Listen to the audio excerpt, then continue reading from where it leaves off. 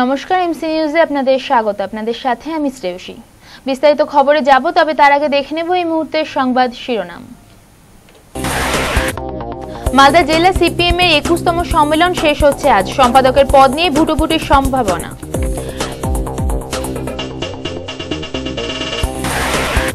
রায়গঞ্জের দলীয় কার্যালয়ে কংগ্রেস নেতাদের নিয়ে বৈঠক করলেন প্রাক্তন সাংসদ দীপা দাসমুন্সী। সংবাদ মাধ্যমের মুখোমুখি হয়ে তুলে ধরেন রাজ্য সরকারকে। সরকারি সাহায্য না মেলায় চূড়ান্ত অসহায় অবস্থার মধ্যে দিয়ে দিন কাটছে পুরাতন মালদার এক বৃদ্ধার। স্থানীয় বাসিন্দাদের সহযোগিতাতেই চলছে গ্রাসাচ্ছাদন। এবং দক্ষিণ দিনাজপুরে বাড়ছে এইডস আক্রান্ত রোগীর সংখ্যা। উদ্বিগ্ন সমাজকর্মী থেকে শুরু করে স্বাস্থ্য প্রশাসন।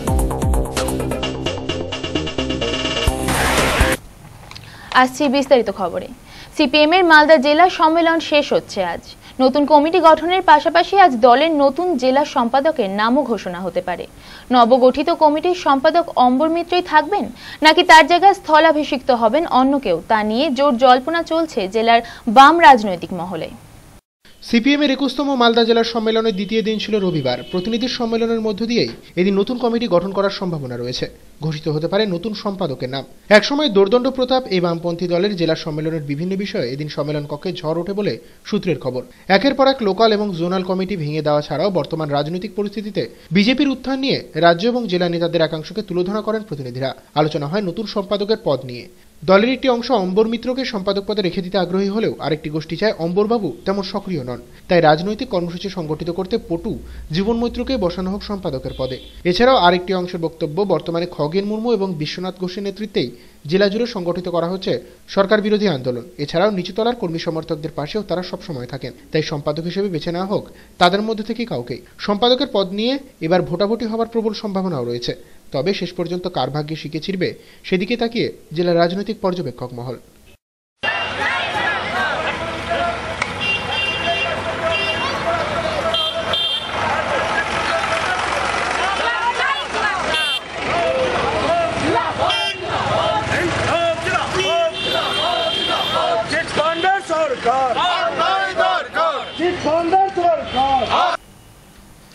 লোকসভা ভোটের প্রায় কয়েক মাস পর ফের প্রত্যক্ষ রাজনীতিতে দেখা গেল উত্তর দিনাজপুরের রায়গঞ্জের প্রাক্তন সাংসদ দীপা দাসমুন্সীকে। দলের নেতাদের নিয়ে আজ দলীয় কার্যালয়ে একটি বৈঠক করে আগামী দিনের কর্মসূচি স্থির করেন। পরে সাংবাদিকদের মুখোমুখি হয়ে সারদা কাণ্ড নিয়ে তুলোধনা করেন রাজ্যের শাসক দলকে। সারদাকাণ্ডে তৃণমূলে যে সমস্ত নেতারা সিবিআই নজরে পড়েছে তাদের আড়াল করতে মুখ্যমন্ত্রী ও তার দল গলার সুর চড়িয়ে আক্রমণাত্মক হয়ে উঠেছেন। রবিবার এমন অভিযোগ করলেন রায়গঞ্জের প্রাক্তন সাংসদ তথা কংগ্রেস নেত্রী দীপা দাসমুন্সী। রবিবার দলীয় কর্মসূচিতে যোগ দেওয়ার জন্য তিনি জেলায় যান। সেখানে জেলা স্তরের নেতাদের সঙ্গে বৈঠক করে আগামী দিনের কর্মসূচি স্থির করেন। পরে সাংবাদিকদের মুখোমুখি হয়ে জানান, সারদাকাণ্ডে তৃণমূলের উপর থেকে নিচুতলার বহু নেতাকর্মী জড়িয়ে পড়েছেন, তাই সিবিআই তদন্ত নিয়ে ভয় বাড়ছে। কেন্দ্রীয় গোয়েন্দা বাহিনী জিজ্ঞাসাবাদ এড়াতে অনেকে অনেক রকম টালবাহানা করছেন। দলের নেতাদের ফেসে যাওয়ার ঘটনা আটকাতেই তাই মুখ্যমন্ত্রী সুর চড়াচ্ছেন। এক কথায় চোরের মায়ের বড় গলা বলে যে প্রবাদ আছে তাকে সার্থক করেছেন তৃণমূল নেত্রী। তৃণমূলের নিজস্ব সমস্যা আমি মনে করি, কারণ যদি কাউকে সিবিআই ডাকেন আমার মনে হয় সেখানে গিয়ে ইমিডিয়েট রেসপন্ড করা উচিত। কারণ যতই আমরা দেখছি যে নিজের দলকে সাপোর্ট করার দিকে মুখ্যমন্ত্রী এবং তার দলের অন্যান্য নেতারা যাচ্ছেন, ততই তাদের গলার স্বর কিন্তু চড়া হচ্ছে। কাজেই গলার স্বরটা যখন খুব চড়া হয় বা চড়া সুরে কথা বলে, তখন মুখ্যমন্ত্রীর ভাষাতেই বলি যে চোরের মায়ের বড় গলা, তিনি বারবার এই কথাটা বলেন। কাজেই আমার মনে হয় যে চোরকে আশ্রয় দিয়ে আজকে নিজে অনেক বেশি উচ্চকণ্ঠে কথা বলে তিনি কি প্রমাণ করতে চাইছেন আমি জানি না, কিন্তু সারদা কাণ্ডে যে তাদের দলের প্রায় উপর থেকে নিচ অব্দি অনেকেই যুক্ত, এটা কিন্তু বাংলার মানুষের কাছে আজ কিছু স্পষ্ট হয়ে গেল। আমি বলবো এই যে পার্টিশন করে দেওয়া, এটার কোনো প্রয়োজন নেই। বাংলার মানুষ এই মুহূর্তে কিন্তু বুঝে গেছেন যে এই সরকার করাপ্ট। বাংলার মানুষ এই মুহূর্তে বুঝে গেছেন যে সারদার কেলেঙ্কারির নামে বহু টাকার কোনো হিসেব নেই। বাংলার মানুষ বুঝে গেছেন যে এই সরকারের থেকে যারা সবচেয়ে বেশি সুবিধা পেয়েছে তারাই আজকে জেলে, এবং তাদের কথাতেই কিন্তু এই সিবিআই এবং ইডির যে প্রশাসনিক যে কাজগুলো শুরু হয়েছে এবং এই এনকোয়ারিগুলো শেষ আমরা দেখতে চাই। গত 27 নভেম্বর দলীয় কর্মসূচি থেকে ফেরার পথে পুলিশের হাতে হেনস্থা হতে হয় উত্তর দিনাজপুরের ফরওয়ার্ড ব্লক বিধায়ক আলী ইমরান রমজকে। ঘটনার প্রতিবাদে উত্তর দিনাজপুর জেলার কানকিতে পথ অবরোধ করে বিক্ষোভ দেখায় দলের নেতা কর্মীরা। প্রায় 1 ঘন্টা ধরে অবরুদ্ধ হয়ে থাকে 31 নম্বর জাতীয় সড়ক। পরে পুলিশি হস্তক্ষেপে স্বাভাবিক হয় পরিস্থিতি। গত 27 নভেম্বর বুধবার উত্তরবঙ্গের 7 জেলার প্রতিনিধিদের নিয়ে শিলিগুড়ি মিত্র সম্মেলনী হলে অনুষ্ঠিত হয় যুবলীগের উত্তরবঙ্গ কনভেনশন। কনভেনশনে উপস্থিত ছিলেন চাকুলিয়ার বিধায়ক আলী ইমরান রমজ সহ উত্তরবঙ্গের প্রায় সব নেতৃত্ব। উত্তরবঙ্গের এইমস উত্তরবঙ্গে স্থাপনের দাবিতে শুরু হওয়া আন্দোলনকে আরও জোরদার করতে বিহার সহ উত্তর পূর্বাঞ্চলের বিভিন্ন রাজ্য প্রতিনিধিদের আহ্বান করা হয়। কনভেনশন শেষে শহরের প্রতিবাদ মিছিল বের করে যুবলীগ। সেবক মোড় হয়ে হিলকাট রোডে শেষ হয় সেটি। মিছিল শেষে ফেরার সময় ফরওয়ার্ড ব্লকের নেতাকর্মীদের মারধর করার অভিযোগ ওঠে পুলিশের বিরুদ্ধে। এমনকি বিধায়ক আলী ইমরান রমজকেও কলার ধরে টেনে নিয়ে যায় পুলিশ। পুলিশি আচরণের প্রতিবাদে শনিবার উত্তর দিনাজপুরের কানকিতে পথ অবরোধ করে বিক্ষোভ দেখায় ফরওয়ার্ড ব্লক। প্রায় 1 ঘন্টা ধরে 31 নম্বর জাতীয় সড়ক অবরুদ্ধ হয়ে থাকায় ব্যাপক যানজটের সৃষ্টি হয় সড়কপথে। নেতৃত্বে ছিলেন চাকুলিয়ার বিধায়ক আলী ইমরান রমজ। উত্তরবঙ্গে এইমস স্থাপন সহ একাধিক নির্বাচিত জনপ্রতিনিধিকে হেনস্থায় অভিযুক্ত পুলিশ কর্মীদের বিরুদ্ধে ব্যবস্থা গ্রহণের দাবিতে সোচ্চার হন ফরওয়ার্ড ব্লক নেতৃত্ব। আমাদের 27 তারিখে 7টা জেলাকে নিয়ে যুবলীগের যে কনভেনশন ছিল শিলিগুড়ি শহরে, সেখানে আমাদের দাবি ছিল উত্তরের এইমস উত্তরে। এই দাবিকে সামনে রেখে আমরা কনভেনশন করেছিলাম এবং এই কনভেনশনে আমরা পুলিশের কাছ থেকে পারমিশন নিয়ে মিছিল করেছিলাম শিলিগুড়ি শহরের হিলকাট রোডের উপরে। সেখানে সভা শেষ হওয়ার পর আমাদের সব কর্মীরা যখন বাড়ি চলে যায় এবং আমরাও ফিরে নিজেদের গাড়ির দিকে যাচ্ছি, তখন পিছন থেকে পুলিশ আমাদের উপরে আক্রমণ করে এবং বেআইনিভাবে আমাদের উপরে হামলা করে আমাদেরকে গ্রেফতার করা এবং পরে পুলিশ আমাদেরকে ছেড়ে দেয়। আমাকে বলা হয় কি আপনাকে আমরা অ্যারেস্ট দেখাবো। আমি তখন বলি আমাদের কর্মীদেরকেও ছাড়তে হবে, নাহলে আমাকেও কোর্টে পাঠাতে হবে। তখন অনেকক্ষণ আলোচনার পর পুলিশ আমাদের সবাইকে ছেড়ে দেয়। আমাদের আজকের এই পথ অবরোধ 7টা জেলাতেই উত্তরবঙ্গে করা হচ্ছে যুবলীগের পক্ষ থেকে। আমাদের দাবি হচ্ছে কে রাজ্য সরকার আমাদের উত্তরের এইমস উত্তরে হোক, এই দাবিকে কণ্ঠরোধ করার জন্য পুলিশকে ব্যবহার করে আমাদের উপরে লাঠিচার্জ করে বেআইনিভাবে গ্রেফতার করে আমাদের কণ্ঠরোধ করার চেষ্টা করছে। তার প্রতিবাদে তাকে ধিক্কার জানানোর জন্যে উত্তরবঙ্গের 7টা জেলাতে সারা ভারত যুবলীগের পক্ষ থেকে আমরা আজকে 1 ঘন্টার জাতীয় সড়ক অবরোধ করে সরকারকে বুঝিয়ে দিতে চাইছি এই দাবিটা আজকে উত্তরবঙ্গের সমস্ত মানুষের দাবি, সমস্ত রাজনৈতিক দলের দাবি, সমস্ত মেহনত রাজ্য সরকারের এই বঞ্চনার বিরোধিতা করছি এবং কল্যাণীতে যে এইমস নিয়ে যাওয়া হচ্ছে তার তীব্র বিরোধিতা করে আমরা উত্তরের এইমস উত্তরে চাই এই দাবিকে রাখছি। এখন সময় হয়েছে একটি বিরতির পর কালিয়াগঞ্জে উদ্ধার বিরল প্রজাতির পাখি নিরাপদ আশ্রয়ে ছাড়ার ব্যবস্থা করল বন দপ্তর।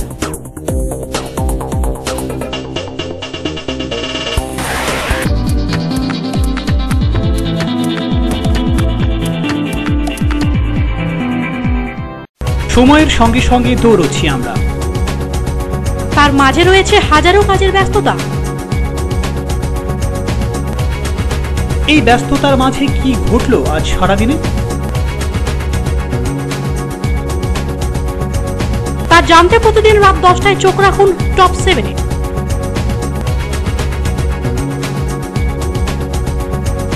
শুধুমাত্র এমসিটিভির পর্দায়। টপ 7 নিবেদন করছেন ideal bakery, Krishnajibon Sanyal road, Malda.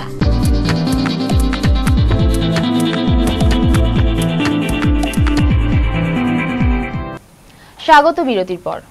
একদিকে উন্নয়নের বন্যা আর অন্যদিকে বঞ্চনা আর দরিদ্রতার করুণ পরিণতি, এমন বিপরীতমুখী চিত্র ধরা পড়ল পুরাতন মালদা পুরসভা এলাকায়। 65 বছরের এক সহায় সম্বলহীন এক বৃদ্ধার নিজের সরকারি কোনো সুযোগ সুবিধা না পাওয়ার কারণে চূড়ান্ত অসহায় অবস্থার মধ্যে দিয়ে দিন কাটছে পুরসভার 11 নম্বর ওয়ার্ডের সারদা কলোনিতে। গ্রামবাসীদের সাহায্যেই কোনো রকমে চলছে তার গ্রাসাচ্ছাদন।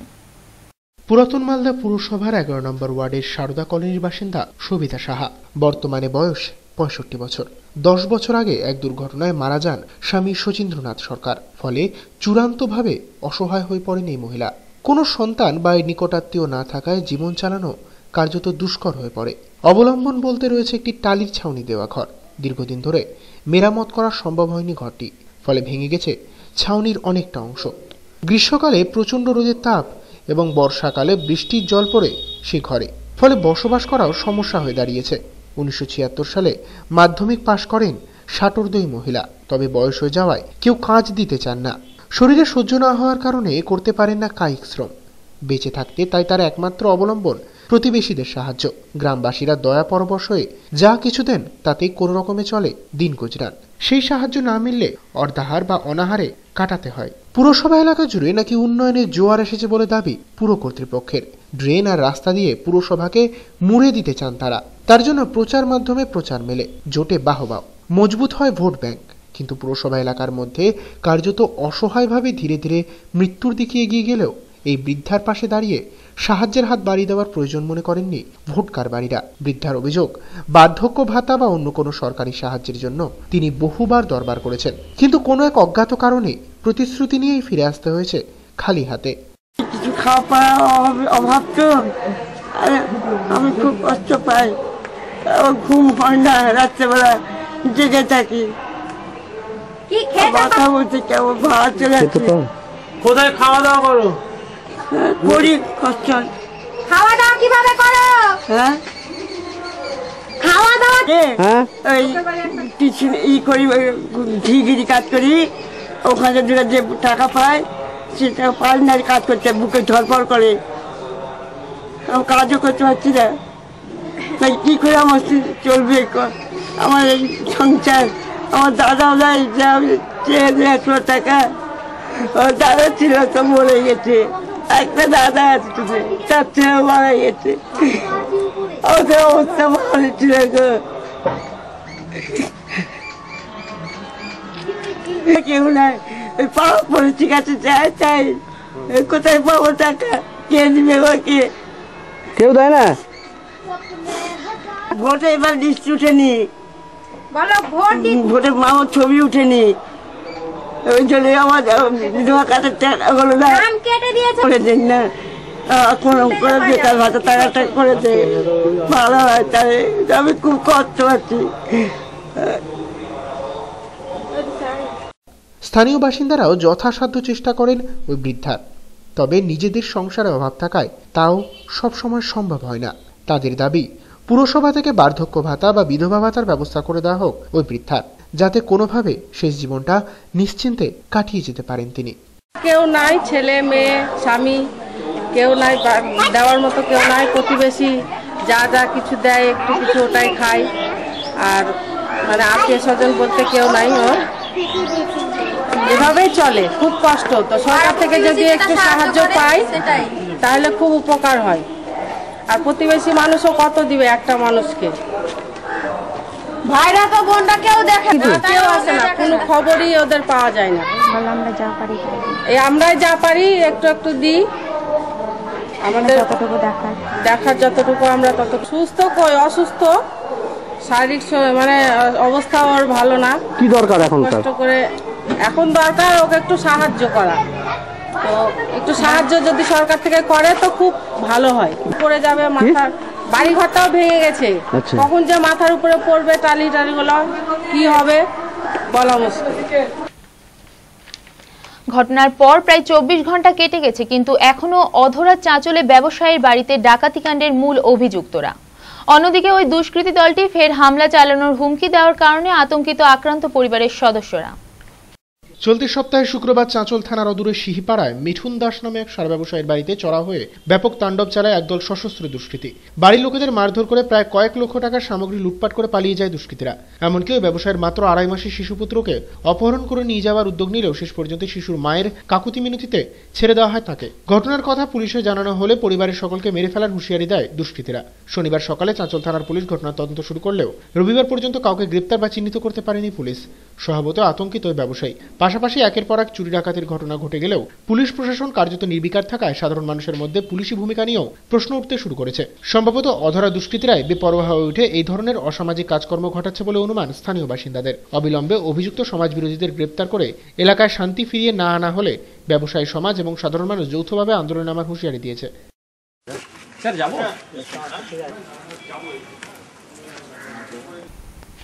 কেটে গেছে প্রায় এক সপ্তাহ, তবুও ইংরেজবাজার পুরসভার কাউন্সিলর আশিস কুণ্ডুর বাড়ির সামনে বিস্ফোরণের ঘটনার কিনারা করে উঠতে পারল না ইংরেজবাজার থানার পুলিশ। সূত্রের খবর, একজনকে পুলিশ গ্রেপ্তার করলেও তার পরিচিতি বা উদ্দেশ্য নিয়ে ধোঁয়াশা নিয়েছে। স্বভাবতই নিরাপত্তাহীনতায় ভুগছেন কাউন্সিলর আশিস কুণ্ডু সহ তার পরিবারের সকলে। গত 24 নভেম্বর ইংরেজবাজার পুরসভার 18 নম্বর ওয়ার্ডের কাউন্সিলর আশিস কুণ্ডুর বাড়ির সামনে কেউ বা কারা বোমা ফাটায়। ঘটনার পরের দিন বিশাল পুলিশ বাহিনী নিয়ে ঘটনার তদন্তে যান ইংরেজবাজার থানার আইসি। বেশ কিছু নমুনা ঘটনাস্থল থেকে সংগ্রহ করেন তিনি। তবে ঘটনার তদন্ত এখনো পর্যন্ত 20 বাঁও জলে। আক্রান্ত কাউন্সিলর সহ শহরের সমস্ত মানুষের নিরাপত্তা সুনিশ্চিত করার দাবিতে কয়েকদিন আগে মালদা মার্চেন্ট চেম্বার অফ কমার্সের পক্ষ থেকে ধিক্কার মিছিল করা হয়।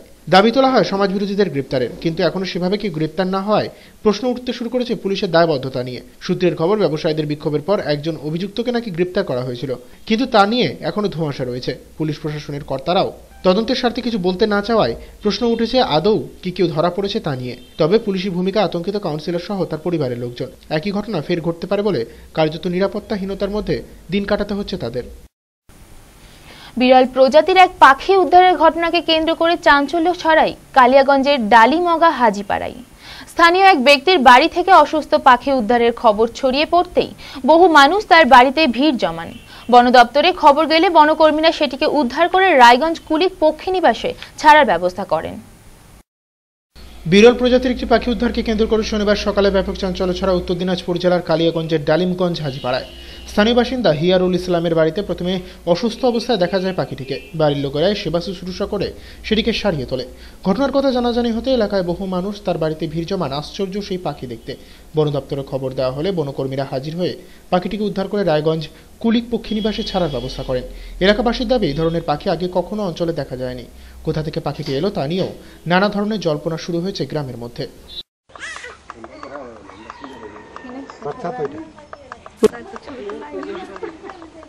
এটা সকালবেলা মা মুড়ি ভাজার জন্য উঠছিল, তখন দেখতে পেল যে একটা অদ্ভুত প্রকৃতির একটা জিনিস। এটা কখনো কোনোদিন দেখি না, এই জন্য অদ্ভুত বলছি। তো এটা দেখার পরে চিৎকার করছে যে কি যেন একটা অদ্ভুত জিনিস বেরিয়ে গেল।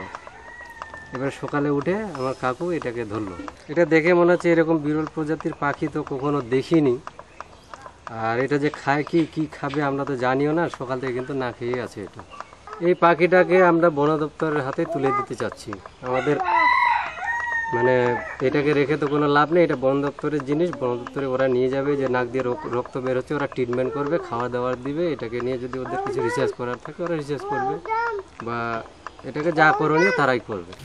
এখন সময় হয়েছে আরেকটি বিরতির পর পুরাতন মালদার 11 নম্বর ওয়ার্ড যুব তৃণমূল কংগ্রেসের উদ্যোগে রক্তদান শিবির। রক্ত দিলেন প্রায় শতাধিক যুবকর্মী।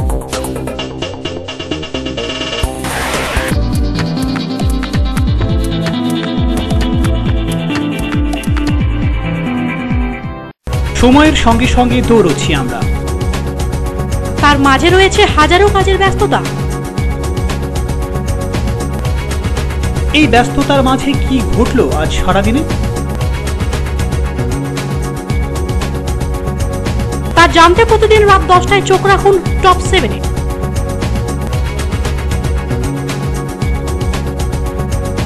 শুধুমাত্র এমসিটিভির পর্দায়। টপ 7 নিবেদন করছেন ideal bakery, Krishnajibon Sanyal road, Malda.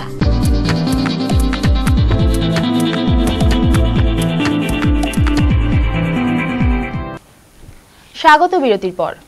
দক্ষিণ দিনাজপুর জেলার গঙ্গারামপুরে একই দিনে উদ্বোধন হলো দুটি উপস্বাস্থ্য কেন্দ্রের। ব্লকের জাহাঙ্গীরপুর গ্রাম পঞ্চায়েতে দুটি গ্রামে সরকারি এই প্রকল্প দুটির উদ্বোধনে হাজির ছিলেন বিধায়ক বিপ্লব মিত্র সহ আরো অনেকে। যোগদান করেন স্থানীয় বাসিন্দারাও। দক্ষিণ দিনাজপুর জেলার গঙ্গারামপুর থানার অন্তর্গত জাহাঙ্গীরপুর গ্রাম পঞ্চায়েতের স্বাস্থ্য পরিষেবা ক্ষেত্রে যুগান্তকারী উন্নয়নের নজির স্থানীয় প্রশাসনের। একই দিনে এলাকায় সূচনা হলো দুটি উপস্বাস্থ্য কেন্দ্রের। পঞ্চায়েতের শ্রীনাবতী গ্রামের উপস্বাস্থ্য কেন্দ্রটি তৈরি হয়েছে কয়েক লক্ষ টাকা ব্যয়। রবিবার এক বর্ণাঢ্য অনুষ্ঠানের মধ্য দিয়ে এর উদ্বোধন পর্ব সম্পন্ন হয়। অনুষ্ঠানে উপস্থিত ছিলেন বিধায়ক বিপ্লব মিত্র সহ একাধিক বিশিষ্ট ব্যক্তি। আমন্ত্রিত অতিথিদের বরণ করে নেওয়ার পর সূচনা হয় অনুষ্ঠানের। ফিতে কেটে নবনির্মিত ভবনের সূচনা করেন বিধায়ক তথা পশ্চিমবঙ্গ সরকারের পরিষদীয় সচিব বিপ্লব মিত্র। এছাড়াও এদিন মোস্তাফানগর উপস্বাস্থ্য কেন্দ্রের নবনির্মিত ভবনের উদ্বোধনের মাধ্যমে পরিষেবার সূচনাও করেন তিনি। বিপ্লব মিত্র জানান, মুখ্যমন্ত্রী মমতা বন্দ্যোপাধ্যায় রাজ্যের স্বাস্থ্য পরিষেবা উন্নয়নের উপর জোর দিয়েছেন। সেই কর্মসূচির অঙ্গ হিসেবে এদিন গঙ্গারামপুরে দুটি উপস্বাস্থ্য কেন্দ্রের উদ্বোধন করা হয়েছে। আগামীতে আরও এই ধরনের স্বাস্থ্যকেন্দ্র গড়ে তোলা হবে বলে জানান তিনি।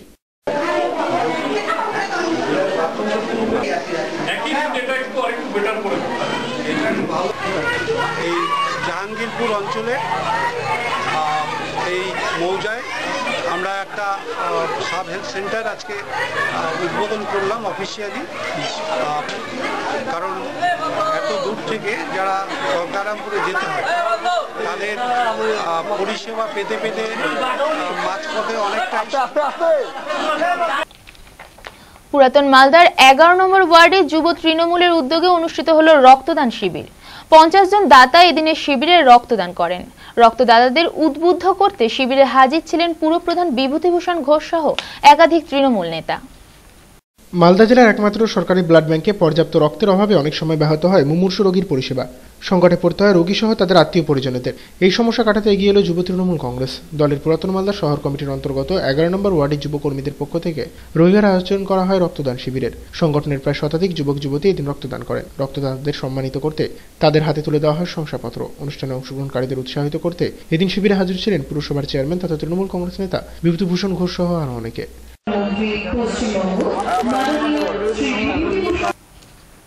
দক্ষিণ দিনাজপুর জেলার সীমান্তবর্তী এলাকাগুলিতে বাড়ছে এইডস রোগের প্রকোপ। বেসরকারি একটি স্বেচ্ছাসেবী সংস্থার কড়া সমীক্ষায় উঠে এসেছে এমনই ভয়াবহ তথ্য। তবে এ বিষয়ে সচেতনতা গড়তে সাধারণ মানুষের মধ্যে সচেতনতামূলক প্রচার চালানো হচ্ছে বলে জানিয়েছেন সংস্থার এক কর্মকর্তা। একই দাবি করেছেন দক্ষিণ দিনাজপুর জেলার মুখ্য স্বাস্থ্য আধিকারিক কাজল মণ্ডলও। দক্ষিণ দিনাজপুর জেলায় বর্তমানে এইডস আক্রান্ত রোগীর সংখ্যা 417 জন। এর মধ্যে মারা গেছেন 59 জন। জীবিত 348 জনের মধ্যে পুরুষ রয়েছেন 183 জন আর মহিলার সংখ্যা 135 জন। এদের মধ্যে 25 জন শিশু এবং 5 জন বৃহন্নলাও রয়েছেন। দক্ষিণ দিনাজপুর জেলার এইডস রোগীদের মধ্যে শীর্ষে রয়েছে বালুরঘাট ব্লক। সাম্প্রতিককালে একটি সমীক্ষাতে উঠে এসেছে এমন ভয়াবহ তথ্য। এই ব্লকে এইডস রোগীর সংখ্যা 113 জন। এছাড়াও দ্বিতীয় এবং তৃতীয় স্থান অধিকার করেছে যথাক্রমে গঙ্গারামপুর এবং বুনিয়াদপুর ব্লক। প্রতি বছর এই রোগে আক্রান্তদের সংখ্যা যেভাবে বাড়ছে তাতে উদ্বিগ্ন এইডস আক্রান্তদের জন্য কাজ করা বেসরকারি স্বেচ্ছাসেবী সংস্থার সদস্যরা। তাদের দেওয়া তথ্য অনুযায়ী জেলায় 2007 সালে এইডস রোগীদের সংখ্যা ছিল মাত্র 18 জন। 2014-তে তা গিয়ে দাঁড়িয়েছে 417-তে। মূলত অসুরক্ষিত যৌন জীবনযাপন এবং অসতর্কতার কারণে এই রোগ ছড়াচ্ছে বলে মনে করছেন সংস্থার সদস্যরা। সংস্থার সম্পাদক শোভাহান মণ্ডল বলে, যেভাবে উত্তরোত্তর এইডস আক্রান্ত রোগীর সংখ্যা বাড়ছে তাতে তারাও উদ্বিগ্ন।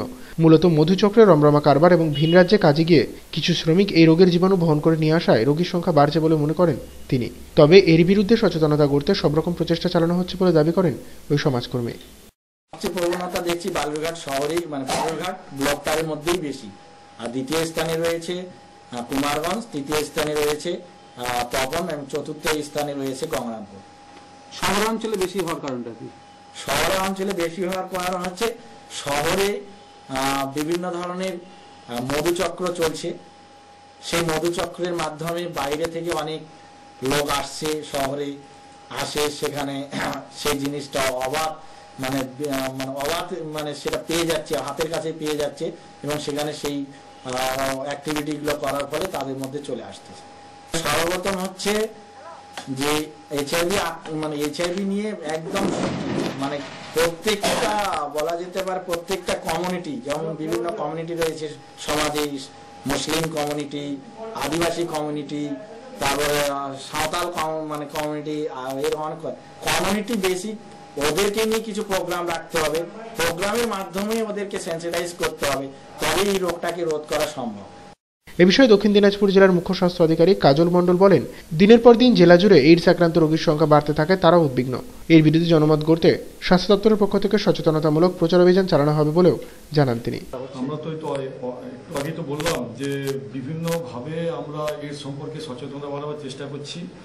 রোগীর সংখ্যা বাড়ছে, জনসংখ্যা বাড়ছে, তার সঙ্গে পাল্লা দিয়ে। এবং আরেকটা জিনিস হচ্ছে যে বেশ কিছু আমাদের অর্থনৈতিক কারণে আমাদের একটা শ্রেণী তো বাইরে কাজ করতে যায় এবং তারা যেহেতু পরিবার পরিজন হিসাবে বিচ্ছিন্ন থাকে, সেখানে সহজেই এই রোগের শিকার হয়ে পড়ে।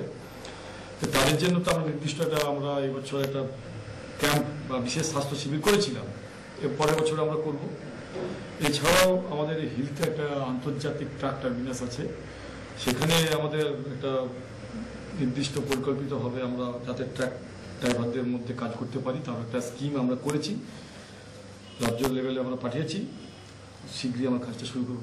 এখন দেখে নেব কিছু টুকরো খবর।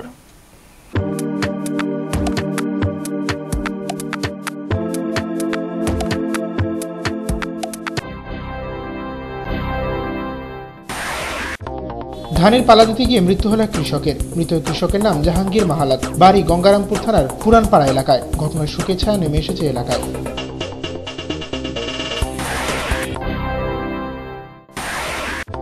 গঙ্গাকে দূষণমুক্ত করার সচেতনতামূলক কর্মসূচি হিসেবে অঙ্কন প্রতিযোগিতা অনুষ্ঠিত হল ফারাক্কার কেন্দ্রীয় বিদ্যালয়ে। এই প্রতিযোগিতায় বিদ্যালয়ের সপ্তম এবং অষ্টম শ্রেণীর ছাত্রছাত্রীরা অংশগ্রহণ করে। সবুজ পরিবেশ এবং গঙ্গা দূষণ ছিল এর বিষয়সূচি।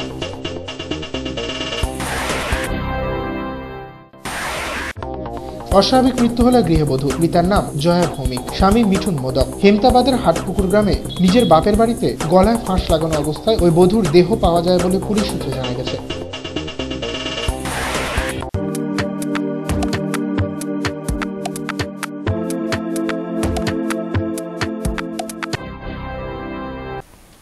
এখন থেকে বিশ্বের যে কোনো প্রান্তে বসে যে কোনো সময় এমসি নিউজ দেখুন ইন্টারনেটে।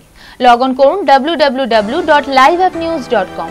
সারা দিনের বাছাই করা খবর দেখতে চোখ রাখুন প্রতিদিন রাত 9টায়। শেষ করার আগে সংবাদ শিরোনাম আরো একবার।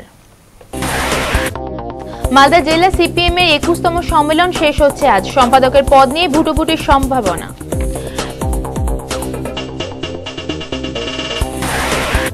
রায়গঞ্জের দলীয় কার্যালয়ে কংগ্রেস নেতাদের নিয়ে বৈঠক করলেন প্রাক্তন সাংসদ দীপা দাসমুন্সী। সংবাদ মাধ্যমের মুখোমুখি হয়ে তুলে ধরেন রাজ্য সরকারকে।